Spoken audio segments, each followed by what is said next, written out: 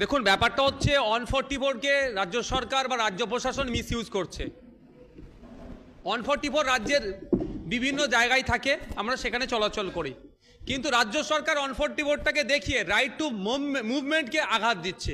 আমার রাইট আছে, আমি আমার চলাচল করার স্বাধীনতা আছে, কিন্তু দুঃখের বিষয় রাজ্য সরকার 144কে দেখিয়ে যেভাবে আটকাচ্ছে বিরোধীদেরকে বিভিন্ন জায়গাতে যাওয়া থেকে, সমস্তটাই অসাংবিধানিক। সেজন্য কোর্টে গিয়েছে, কোর্ট থেকে তো অবশ্যই রাইট পেয়েছে, যেতে পারবে।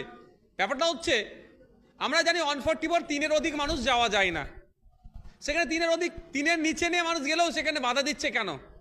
আর রাজ্য সরকার বলছে ওখানে কিছু হয়নি, নাটক হ্যান যাই বলছে, বিরোধীদেরকে ওখানে যেতে দিচ্ছে না কেন? বিরোধীরা গেলে হয়তো ওখানে যে অন্যায় হয়েছে সেগুলো আরও বেশি করে জানতে পারবে, সেগুলো জনমানুষে আসলে রাজ্য সরকারের অস্থিরতা আরও বাড়তে পারে, সেই জন্য আটকাচ্ছে। অবশেষে কোর্টে গিয়েছে, আইন বিচার ব্যবস্থার জয় হয়েছে।